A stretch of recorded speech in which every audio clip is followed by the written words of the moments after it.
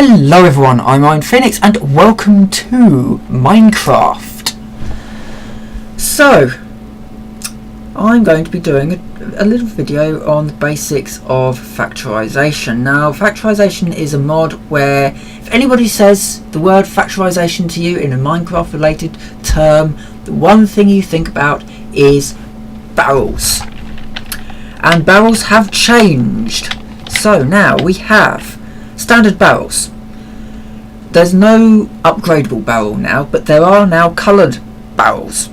So if you make a barrel out of jungle wood, it will look like a jungle wood barrel. If you use oak wood, it will look like an oak wood barrel. We also have these larger barrels, so instead of being able to upgrade your barrel to have a huge amount of space, you now have a larger wood barrel, and that is double the size. So whereas those will only take 64 times 64, these will take 128 times 64. So they're just literally double the size. We also have the hopping barrel.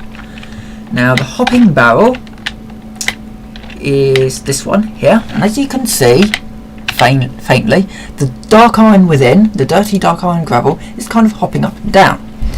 This means that it's a hopping barrel. It's a barrel that acts like a hopper, but it's got a huge amount of space. So an example of how you might use this, you might put this between a recycler and your mass fabricator, because it will draw in from above it all the scrap from your recycler, and then put into the mass fab the scrap. But because the recycler might be running a lot more often and might have a lot more scrap to process, you might want that intermediary barrel so it can fill up with scrap, because the mass fabricator isn't going to be using as much scrap. And there's other things you can use this for. I'm going to be using this one for a mixing system, so the gravel will go into here and then it will filter down into the mixer below, down into the QCraft laboratory down here. So I've got the basic setup there. We also have at our disposal two other barrels. Now I don't have either of these set up, but I will just go through them with you. So the silky spruce wood barrel, or any type of wood barrel, the silky wood barrel, you use a silk touch axe on it to break it. When you do that, it will drop the barrel with all of the things that were currently inside it, so it acts like another inventory. So you can pick these things up and you can move them around. So, you know, quite good for maybe if you want to carry all of your cobble around with you, or, you know, a large amount of cobble around with you. That might be quite useful. The other type of barrel we have is called the sticky wood barrel. What this does is that it always holds one of an item inside it, even if you're pulling from it using automatic methods.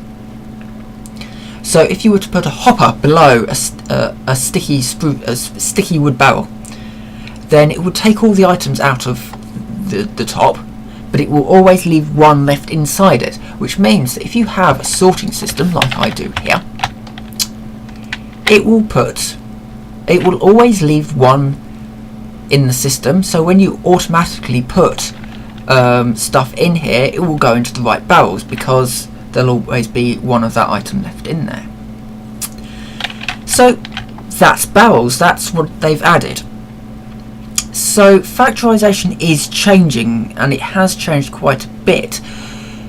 One of the key differences, we kind of glossed over dark iron a bit, but I will just say this now: dark iron is no longer something you make out of iron and using some very dangerous methods to make it. You just find it's just world gen now. It's an ore found close to bedrock level. And other things have changed as well, so the armour system seems to have vanished, and a lot of the sort of ways that you do some things using like the craft packets and that, all that seems to have gone, or at least it's changed a little bit into sort of different ways of doing things. So one of the main things now is when you make your diamond shards, you just literally make a diamond block, you put some explosive next to it, you set off the explosive, and then you pick up your diamond shards. It's just something that's made when blowing up a diamond block. So, you know, those things are changing, but the core mechanics of it have stayed the same. They've just improved on them. So we still have charge, and we still have the same ways of making charge, but we have new ways as well. So we have the mirrors, when pointed at a water boiler, will boil the water inside a water boiler. What I've got here is a setup. This is using the it's the food one. If you just type in boiler, it's this one, the calorimetric burner, and this converts food to heat. It says food, but you can also use things like rotten flesh as well. So I run this off rotten flesh, and that creates heat for the boiler here. Now you do need an infinite water source below the boiler, because it is going to use some of that water every so often, and that will turn the turbine in the steam turbine, which is another thing you build, and it creates charge and puts it through lead wiring into the battery. These batteries can then be used to power your systems. So let's just grab that one. It doesn't have a lot of charge in it. I need to build a better system really to charge these things up. So this is a machine. Anyway, this is a factorisation machine. You now can't use these sockets for some things. And if I put a battery next to it, I don't know if it's going to work without. Actually, it will work if I stand. See, that thing kind of turns and it damages me a little bit. Actually, does it damage me? Ooh, actually that does. That's interesting. I think a new security system is in order. Anyway, so that thing turns and it's powered by the charge that you know, it's its own type of power, basically. That's called a lacerator, and you use it to make dirty gravel, which you can then put through the systems. But I'm not going to go into those systems today.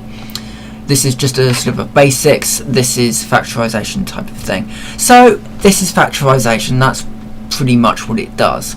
Any questions, dump them into the comments below, and I will try and answer any that I can on this. You know, if you've got any questions for future videos, essentially about specific things, then I will try and make sure that I cover them in future videos about factorisation. But for now, I will say this. Thank you for watching, and I will see you next time.